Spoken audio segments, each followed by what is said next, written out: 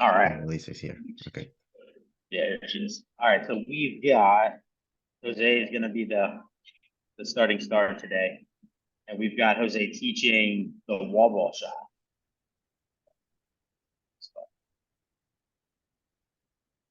All right. I sped the video up a little bit because the first part is just like a fast warm up that he was going through with everybody. So we're just going to look at the wall ball. The video is going to clip a little bit here and there because what he did was teach the wall ball shot and a dumbbell movement, and he kind of went back and forth, which I don't have a problem with doing that. So you'll notice there's a couple little like weird gaps, but it's just so we can watch the wall ball. I'm gonna play it through, and then I already texted Jose some like the feedback I had, and there's a couple just like key points that I want to hone in on that he did well and what he can improve. I'll kind of go through after. Let me know if you guys can hear sound.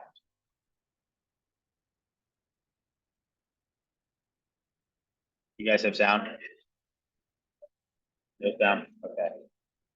I'm in Starbucks, so I can't unplug my headphones and play this full blast. So what I'm gonna do is I'll put it in our group.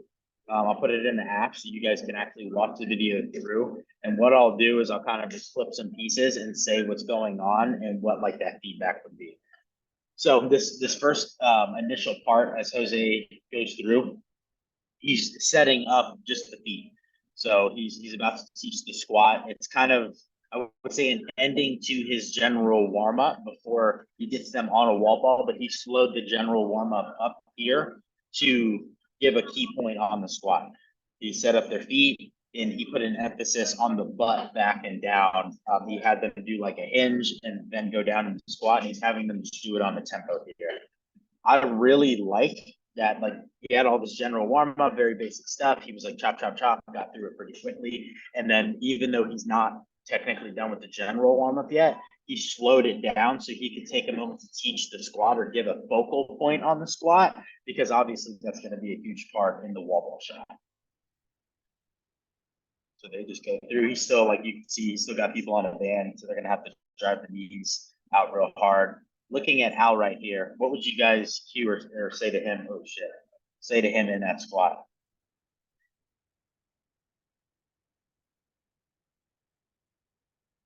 This guy real close.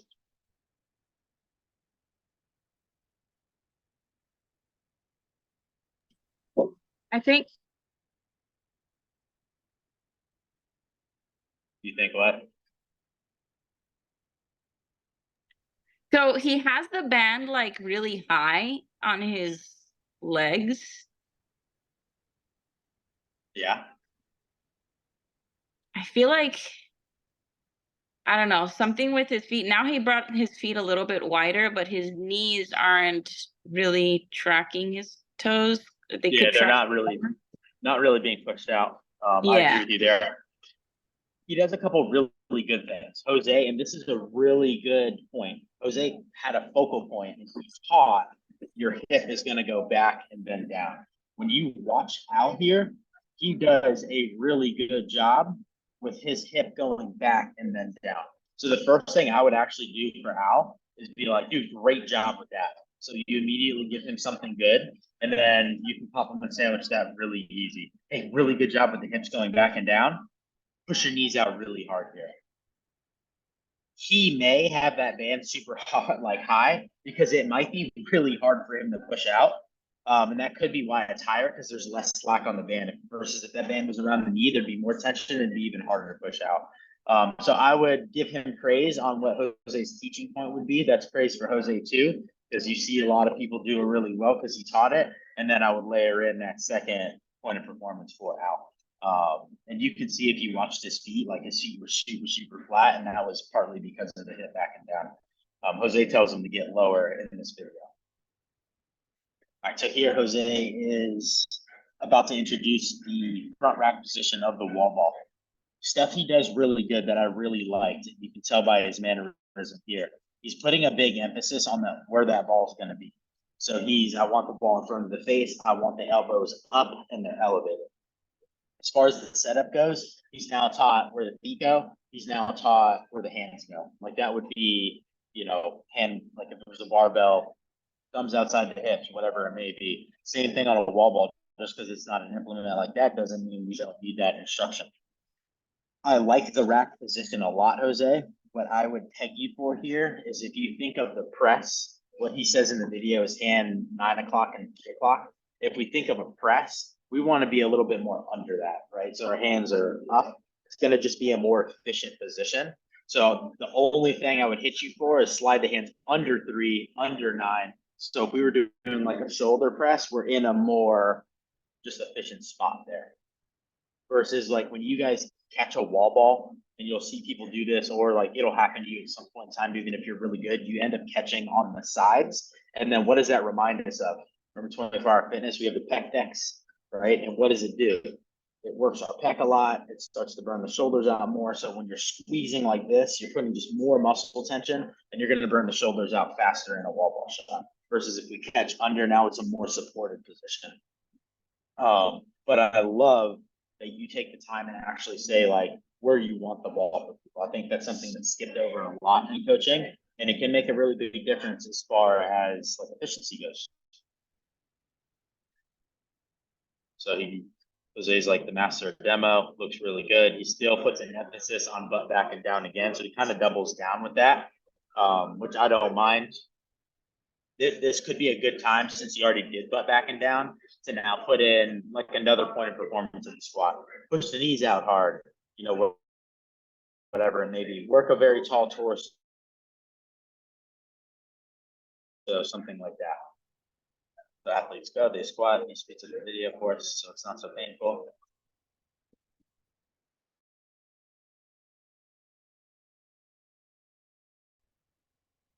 Press, right? He has the med ball front squat. He's going to do med ball push press now. Very similar to like a thruster progression where you would do a front squat and then you do a push press with the barbell and then you would smash them together. He has everybody do that. And what I really liked about it is his head is in a really good spot for it. He's telling them to be explosive and go fast, right? Why would he be telling them to go fast on that? You can answer this, Jose, if you'd like.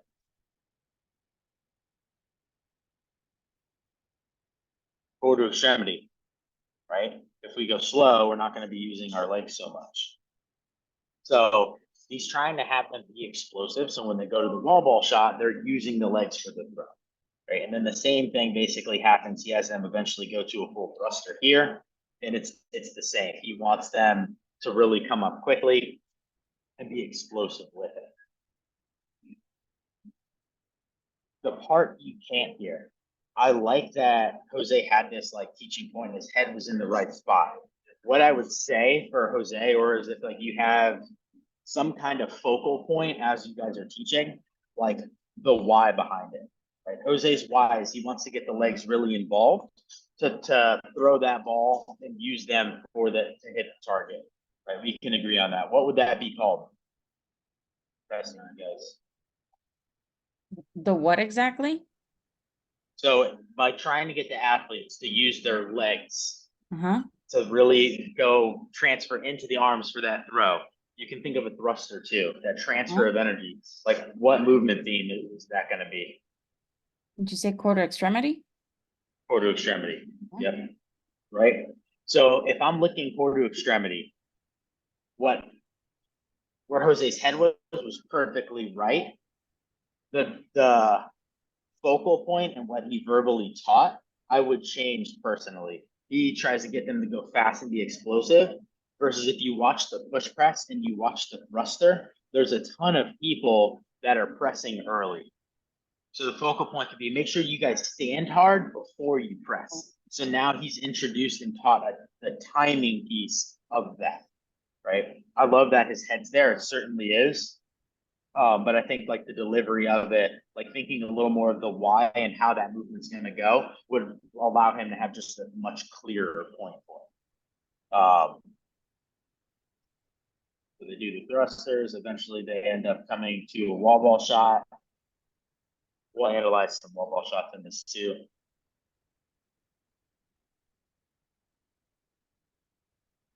Let's watch this guy that's right in front of Jose in the black shirt. I'm going to back it up just a little bit. Let's watch this wall ball. Let's coach it.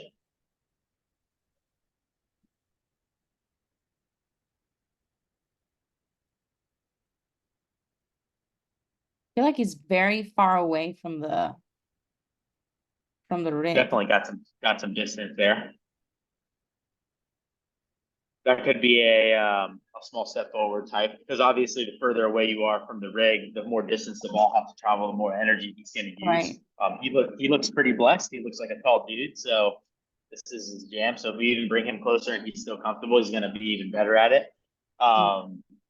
Jose honed in really well the receive point of these wall ball shots, and you can see that he's focusing on that. Like, he's catching that ball, it's staying in front of his face, it's not yanking him down at all. So I think that teaching point that Jose had a really good translation into the athletes. What would you cue him on his actual movement with?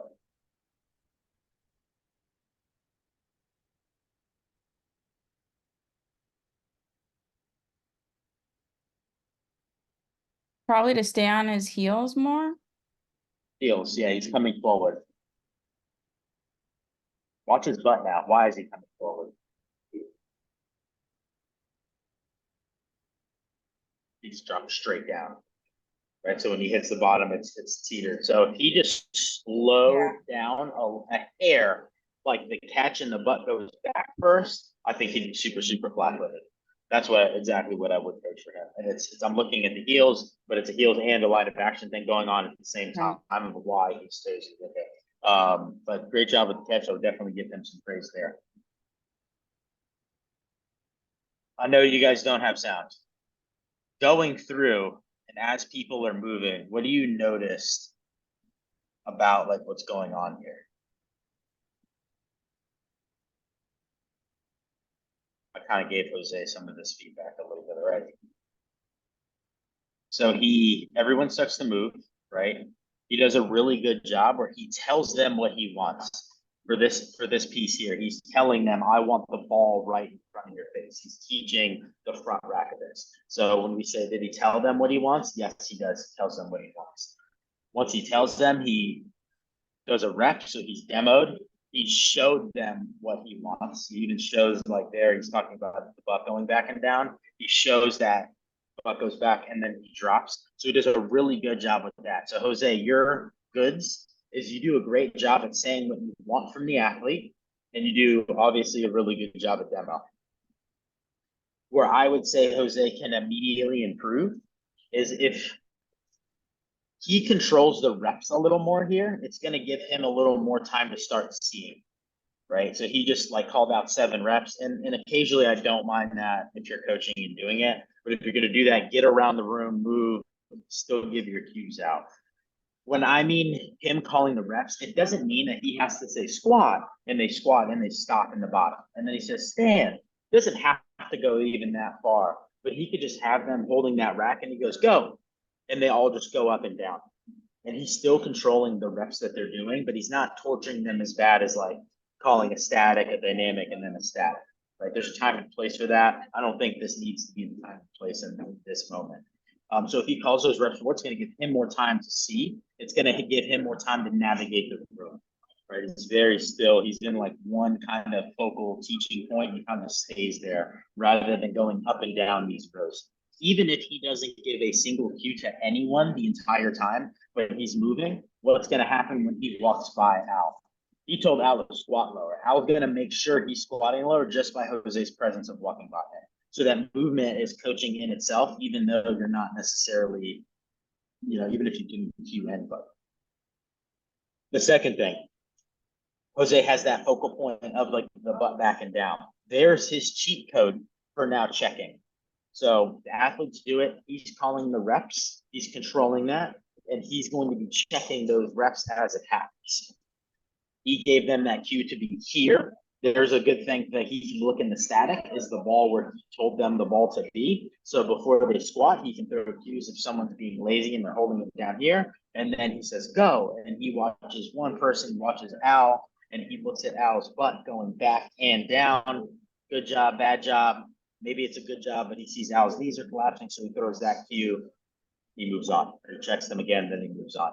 So he's giving himself, and you guys can give yourselves the cheat code of what are you looking at in the dynamic movement as you're trying to see faults. If you say butt back and down, focus on butt back and down.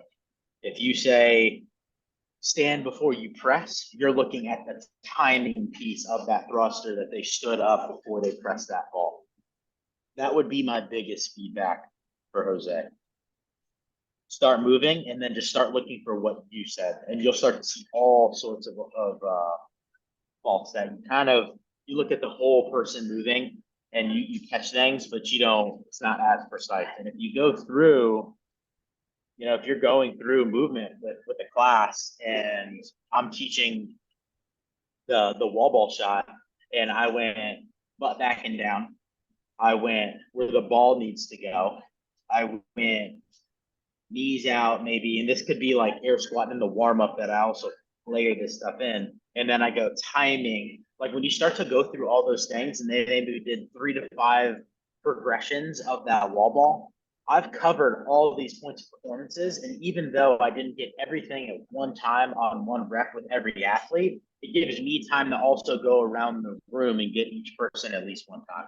And getting each person doesn't have to be something they're doing bad. It can be, dude, awesome job. I love that way that squat looks. Like it can be praised too, not just all negative.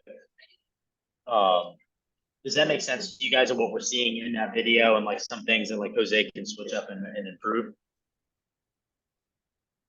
Awesome.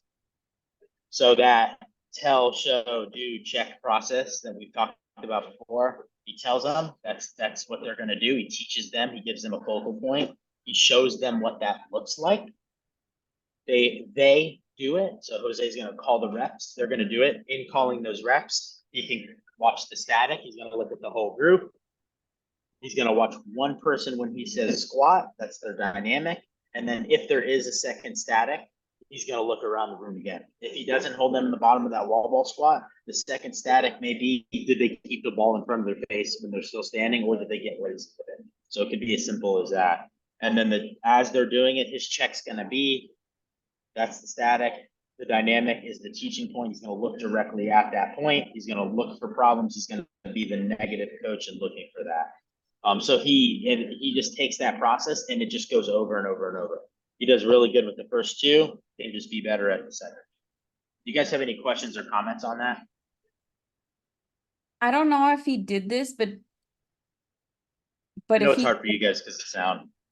but if he didn't, I think showing a profile view as well of his going butt back and down instead of just being Oh, like facing changing them. the angle. Yeah. Yeah, for sure. And that's why we do 2 demos technically, right? Right. You do your demo, you change the angle and you do it again. Butt back and down's a really good example of that. Even like knees out. Like I could be I could be standing profile to somebody for knees out, and profile is going to show me a butt back and down well, but it's not going to show me where that knee is really well. I also say too, like to your point, yeah, you're absolutely right. If I demo twice, I know it can feel a little redundant sometimes. And there's times that I'm going to demo twice, like when I'm just coaching a class. And there's times I'm not going to. Like if I'm going to do a butt kick and I'm warming somebody up, I don't need to demo butt kicks 2 times from 2 different angles. But if I have something that's a little more complex and I'm guilty of this, and I have someone that's not fully engaged and paying attention, not only can the angle change help somebody, but also if I just miss the first one because I'm talking to my friend, I probably can see the second one. It just gives more time to teach, and you wrangle some cats a little bit more too. Anything else you guys want to throw on there, Jose? Yeah, I want to say, I want to say something. Checking, I've been realizing that I always say, tell them what to do, show them, and then do. And sometimes I tell them, hey, on the next one, you do this. And then I turn around and check another person. I'm like, "Oh," and I didn't see that person. That to me is one of the hardest things to stop yourself from. I'm super guilty of that. And if you ever watch me coach, it's kind of funny because I've become a lot more aware of it. Where I'll be like, Jose, push your knees out, and I'll take 2 steps, and I'm like, whoa, and then I'll stop again, and I'll turn back. It happens. Like It happens to me too. So it's like, yeah. And the other thing that I want to say is that I realize how the group also shapes you, because my 6 p.m. is always it used to be like full people for Latin people, and and they don't really like too much talking. Like, hey, do this, do that. They want like more moving, more doing.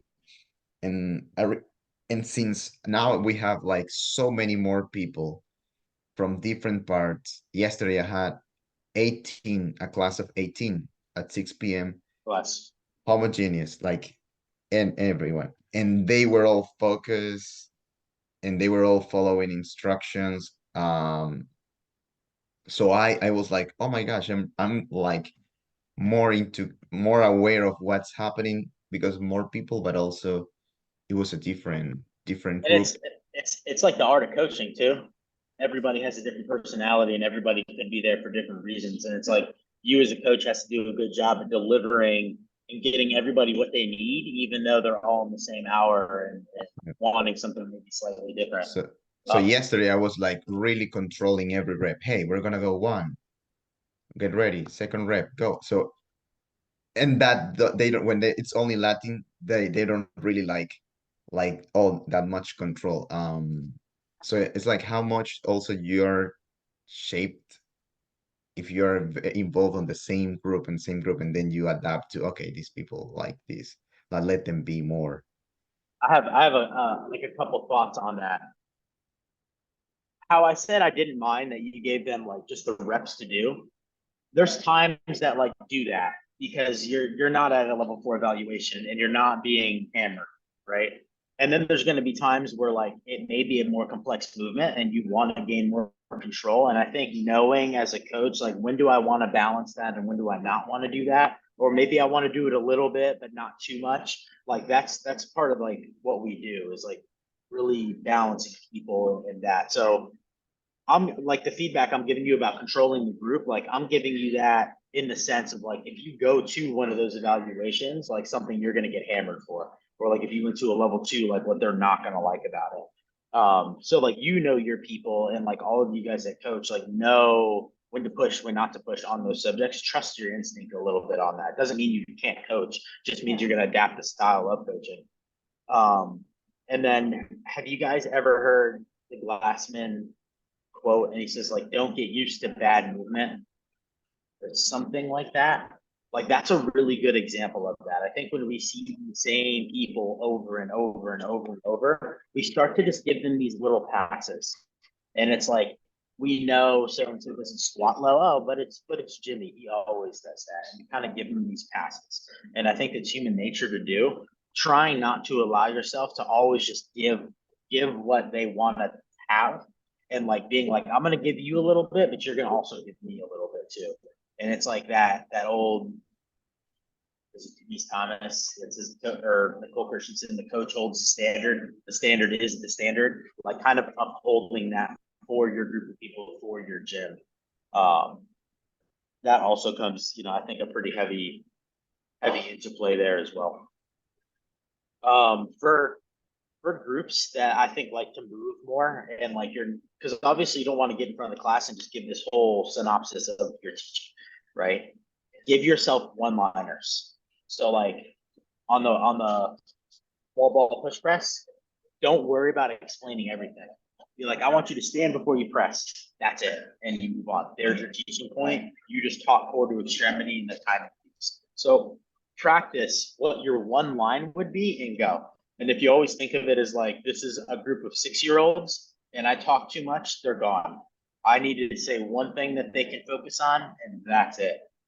That's something I think of. If it was kids, how would I present it? And usually it's the same thing for an adult. Yeah, So I that'll come give from a you, gym that the guy would the our coach would always explain like you had no idea all the time, and it was just that it's, you just have to wade and through all of it until he tells you to move.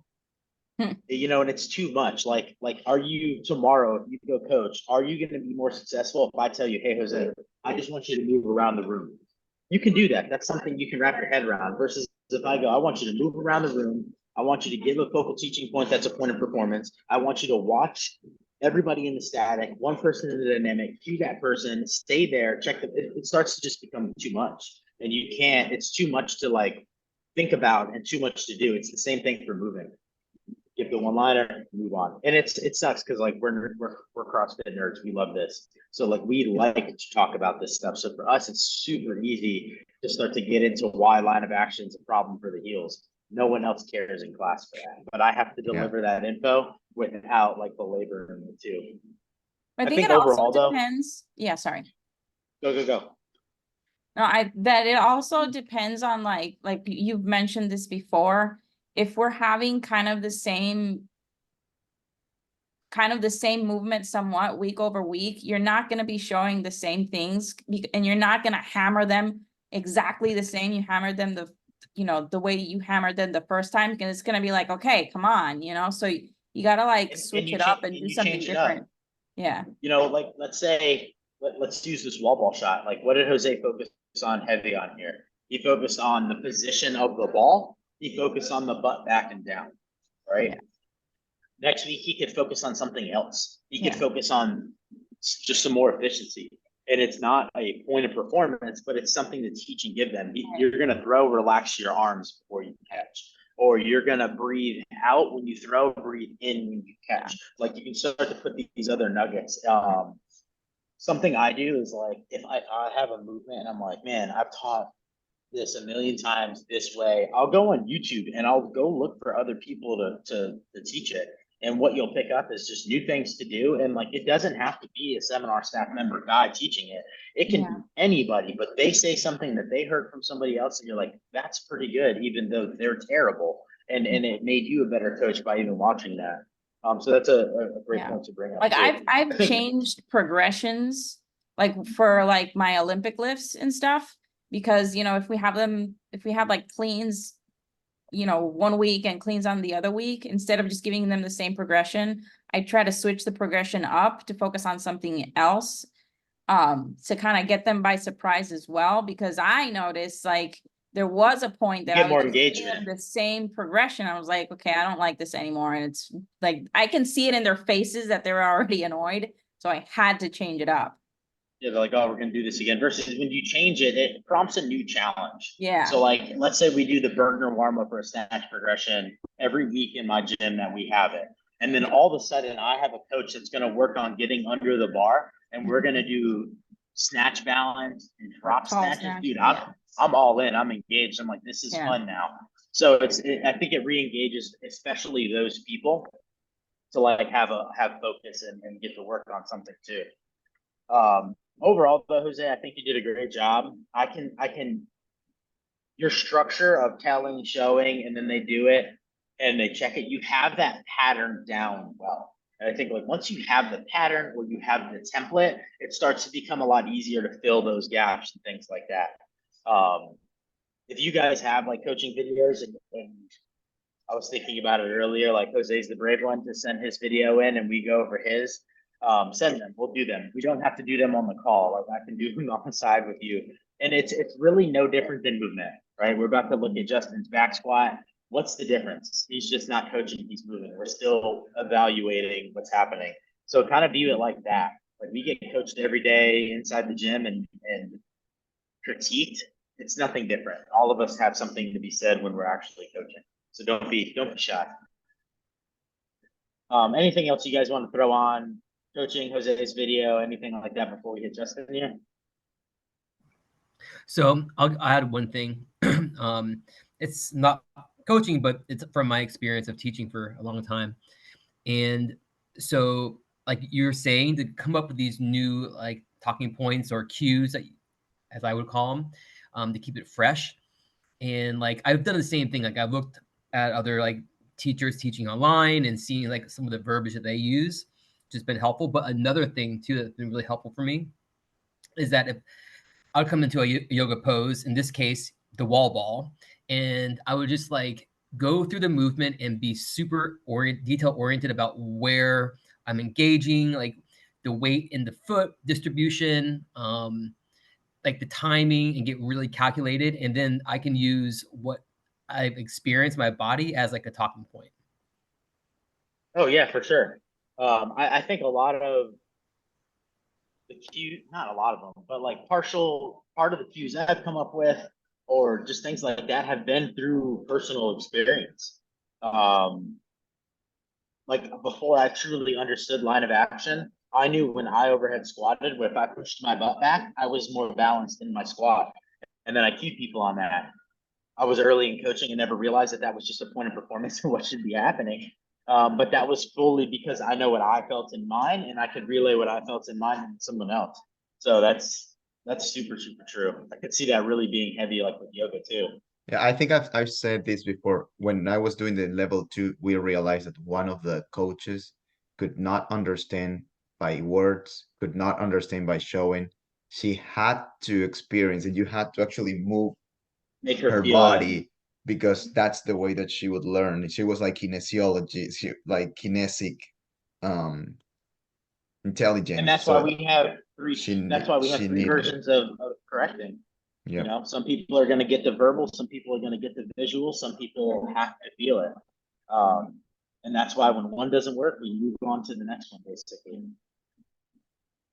All right, let's look just in stats.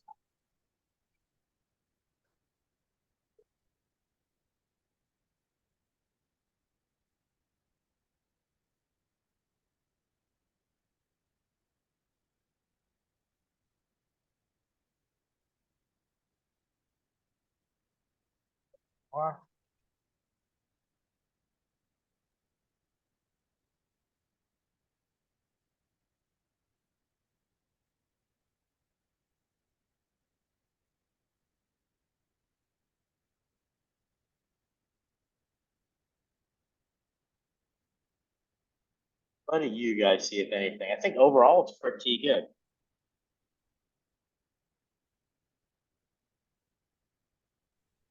He's starting the movement with his knees first. Yeah, that would be what I cue too. I would just like to see the butt going back and then down a little more. And it's in this first one. Let's drag in slow mo.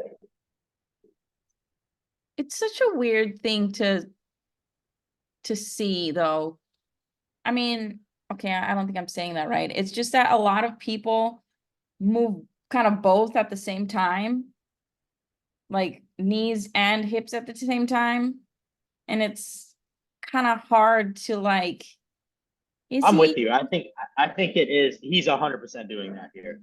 I do think it is a weird thing to see, especially like when if you look at Justin's squat, like the rest of the squat is pretty freaking nice. Like Yeah. I don't really have a whole lot. Even like his rack position, he's got full grip on the bar. Like places I can nitpick other people, I don't even really have on him too much. If you watch, I'm gonna slow mo this. When I watched his first, especially his first rep, I agree. He breaks at the knees. I think there could be a butt back and down more. I think his hip shifts as he goes more in the movement. And then see how the torso angle has to break a lot all of a sudden? Like he's very tall, very tall, very tall, very tall. And then there he has to get adjusted. Like that torso angle should just be happening here. Does that make sense? So if you watch it through, you can almost see how he like auto corrects himself as he's going. And I think because of that like little correction he does midway is why you don't see him have that side effect of getting real toesy at all, and he's able to stay there. I would say for Justin's case, he does a lot of body movement, especially yoga. So he has, I would say, probably a pretty good feel of like where he is and like correcting that. But that would be what I give him. What's a cue you could say to him? Let's say I'm at my level 4 and I take a second, I'm looking at him. What would I say? There's a whole handful you could probably do. I mean, literally don't bend your knees until you push your butt back. That could work. Yeah, I want you to initiate your squat and don't let your knees feet forward initially. If it was an air squat, you could sit and tactile cue him too, and put your hand in front of the knee and make him initiate back Yeah. and get out of the way. Because obviously the knee's gonna have to come forward. I want you to send your hips back before you go. It could be one. Let's say we do these in my verbal cue and it doesn't work. What could I do next?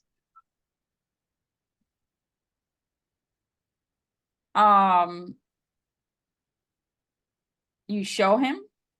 I'm gonna show him. Yeah, I'm gonna give a visual. So I gave him 2 verbals. It's not working. I'm gonna get right in front of Justin here. Like, let's say he's still doing these reps, so I need to make sure he can see me without turning his head. And then I'm gonna over exaggerate like that motion so he understands it. This is what you're doing. I'm gonna do like this weird push press, squat dip down. So it's very evident. And then this is what I need you to do. Right, I want to exaggerate the bad, even though he's not that bad, so he sees it easy, and I want to exaggerate the good, so he sees it easy. If that doesn't work, he's got a barbell on his back. What's one more thing I could do? So verbal didn't work. Verbal didn't work. Visual didn't work. I have to go to tactile, but he's got 135 pounds on, so I don't want to be on my knees under that barbell as he moves. What's something else I could do tactile wise? Maybe with a PVC, put it on his hips and like have him push back or something, like Yeah, poke him, not I poke could, him, put it there. I could do it with a PVC. Yeah, poke him. I mean, that's essentially what you would do. Obviously, you poke him like toward the outside of his hip where his hip crease is.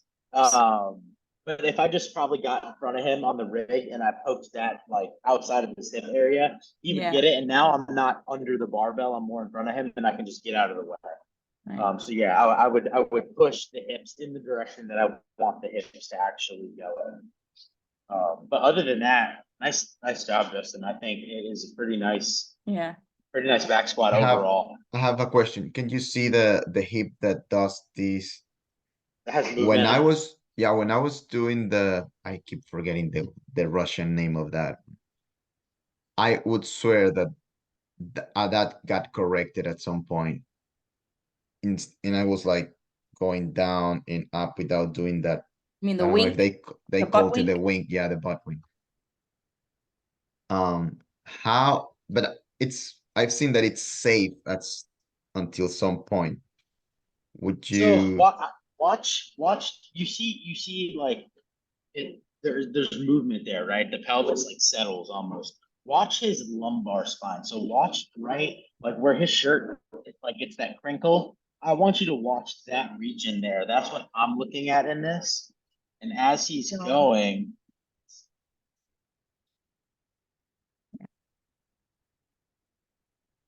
has a little movement. That's what I focus in on heavy. Like, is he losing that lumbar? Maybe slightly. And you know what I corrected doing that? What's the name of this program? Kosokov? What was it? Mola? But yeah, Mola. So I was like, I learned, and I don't have to do this anymore. And I was like, compress all myself in the back and then compress all myself in the middle and then start moving. So it was like, okay, get the barbell. Oh, you don't see it. So it's like, get the barbell. And it's like, go all the way up, compress it, and then Mm. tight, and then start moving. And then send him back. That's a really good teaching way too. Like, I've done that when like we're gonna overhead press, and I'm like, all right, guys, I want you to lean back and show me your ribs. Obviously, we don't want the pressing there. Now bring it down and make them tight. That's where I want you to stay, and it gives them like a compare and contrast. I think with Justin, that is a little bit what's going on here, because you could almost like when he gets moving, I'm gonna pause it. Is it just overextended a little? Would be my question there. I don't know. So there 'cause may be, always he seems to always have his back like that's it seems like it's his natural. yeah. So yeah, that's what it's transparency, not I'm not. unsafe. I've heard that it's normal, but it's like when I was doing this program that is like 3 times a week doing squats. At some point I got like pain and I had to save myself there. So for him too, I don't know that that's a bad spot really. Because I think if he was maybe hyperextending a lot, I think he would potentially have some back pain. Because especially because it's loaded, you hyperextend a lot and you have your transverse processes, which they're like, they stick out of your spine, like they can actually touch to a certain point and like fracture, and then your back's gonna hurt, obviously. If he doesn't have any of that, I don't know that he's there. And like that position there, like I can still see, even though there's movement, there's still an S curve in his spine. So I know that he doesn't have this lumbar flexion happening there. And that's like really what I look at in the bottom here of this. Like if we only showed you a picture of Justin here, you're probably like, damn, no, it's good, it's really good. You only have the question with the movement. So as long as I can see an S curve be present, I'm going to be happy. It's when that S curve goes away and it starts to become the curve, like a full curve, and the spine is no longer in its natural state. That's when I'm going to prompt concern. Does that make sense? Justin, you want to throw anything on this before we move on?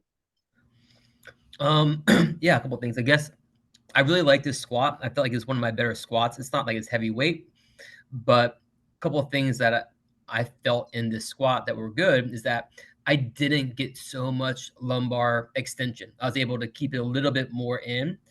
It's still present, but it's just not nearly as obvious as before. And I think that has a lot to do with I'm finally improving my ankle mobility. And so even like my pistols, which I don't really have pistols, I have like assisted pistols, have gotten better. I can almost do like pistols pretty efficiently now. So just I've seen some improvements in my squat, and I think it's because of the ankles. I'm pretty sure it's because of the ankles. You know, I've been talking Directly about ankles stemming. for like, yeah, I think it's been like 4 or 5 months I've been talking about it, and I constantly do the work on it. So Well, you have, you tighter ankles and you talk about like the back extension.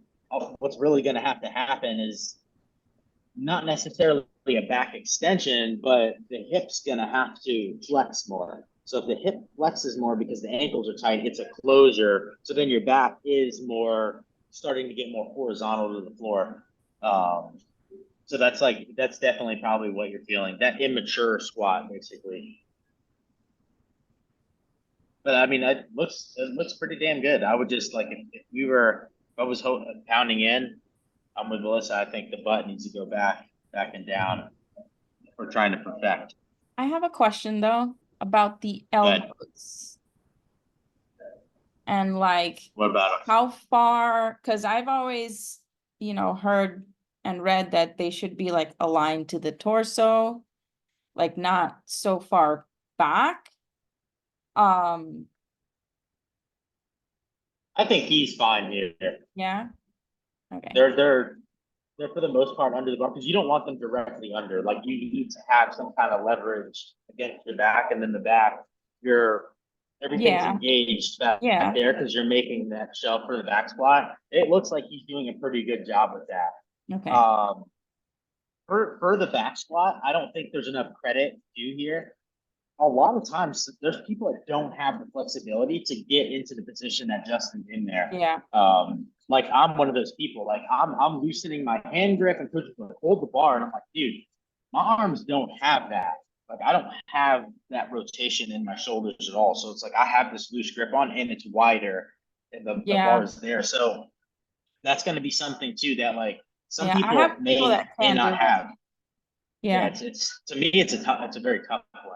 Okay. But his position's there, like he's got good tension in the upper back. It's not rolled up like on his neck. That's something else Yeah. I look for. Like, are these people putting the bar on their neck, or are they putting it across their traps on their shoulders?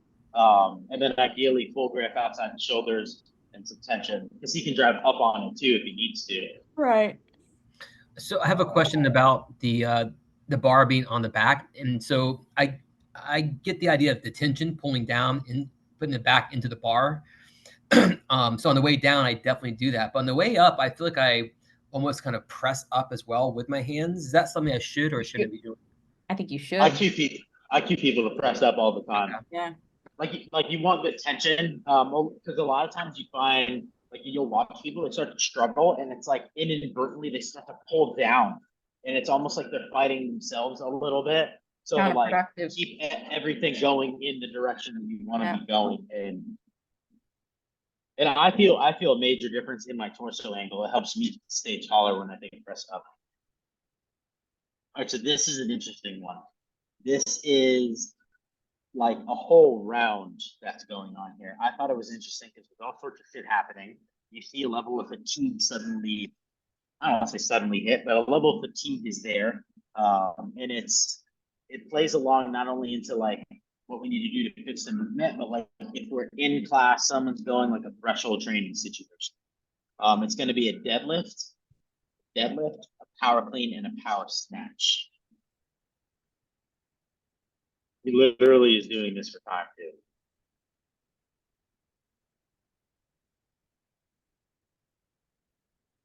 What are you screaming? We don't love this.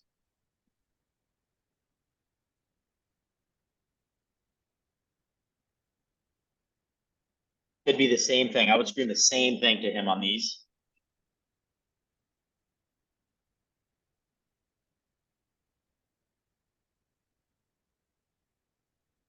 It's just his back and his hips. Come on, coach, just give me a cue. Yeah, we see the problem. What are you going to fix it? I mean, on the deadlifts, I would say to lower his butt. Same thing on all of them. I mean, So yeah, if you can fix one, it's going to Exactly. fix them all. yeah. Okay, so lower your butt, right?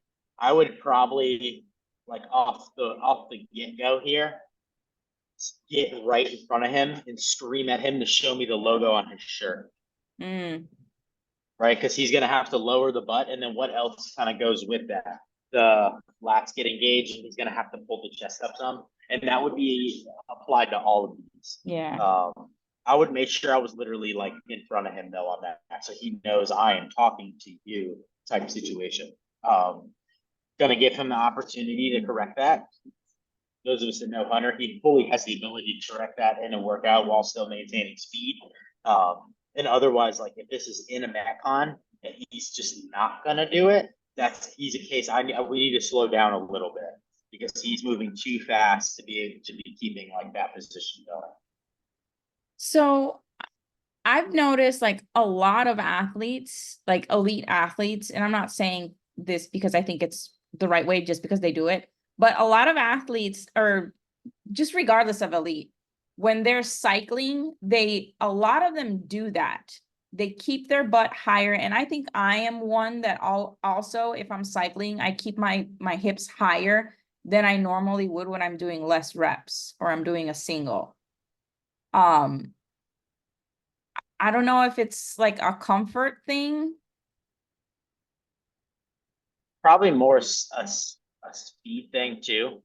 Because like if I just take, let's say like think about like that same position, exactly what Hunter's doing here, and I slap on an additional 45 and a 45, is he going to be able to do what he's doing right here? No. No, he's going to have to send his butt down. He's going to have to brace more, else he's just going to miserably fail that way. So I think when you start to see like these more high level athletes, or you're cycling a barbell, what is that barbell? Very light. Like when they're ripping, like if you watch these elite athletes do Randy and it's 75-pound snatches for guys, like that's like us doing a PVC pipe for them. If I'm just physically doing it as fast as I can to win an event, they're gonna throw that out the window. Yeah.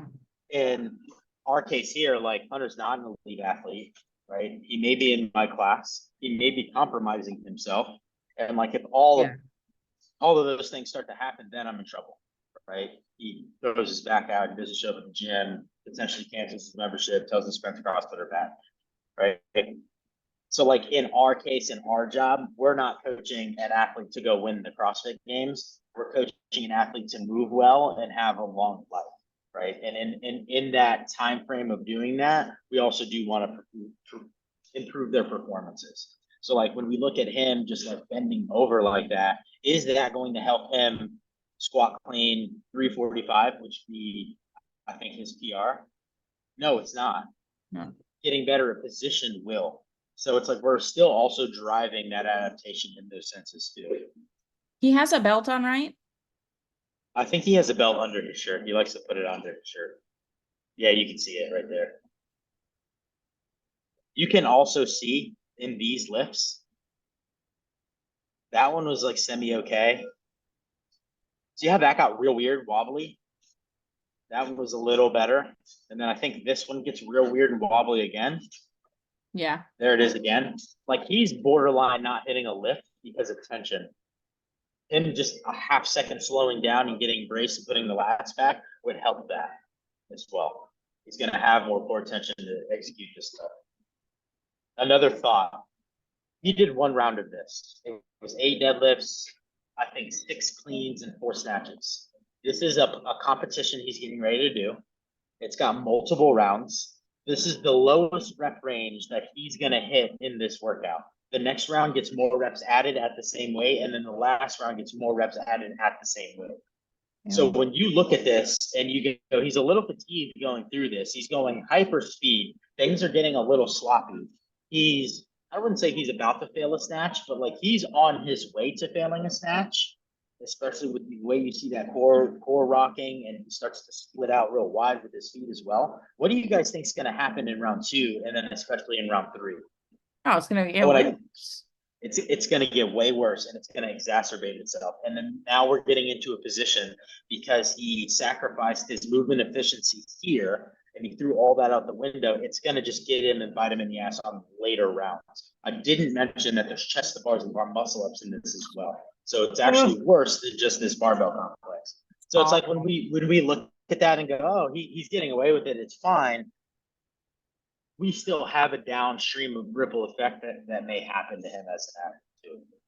But yeah, I would want him to show me the logo on the shirt, get a little more knee bend. He's like practically doing an RDL there.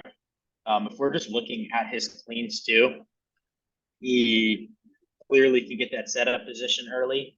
He has a super early arm pull that's going on in the elbow. He loves it because James Townsend does it, and he likes James Townsend a lot. But if you slow-mo Hunter on a heavy lift, he starts here, and then when he extends, he loses it and he goes straight. So technically, he's losing energy, and he's wrong about his own argument. And then But wait, snatches, you're saying he starts to bend and then he goes straight? yeah, Before when he gets like real, actually jumps? when he gets really heavy, let's see if I don't know if he does it here because it's not super heavy for him. But you see how he's broken there in the elbows? Yeah. He does that on his heavy lifts, and then when he actually Oh, he there's did his straighten extension. See them. how the arms Oh my straighten all God. of a sudden? It straightens. I would say he still has some tension there. When he goes heavy, he completely straightens. So the argument of like, oh, I've always been doing this. I'm not. He's losing energy in those straightening, and maybe his power clean is not 315. Maybe it's 340 because that movement inefficiency there too. What else do we have? He's got a lack of core tension, especially on these. Is that weird wobbliness?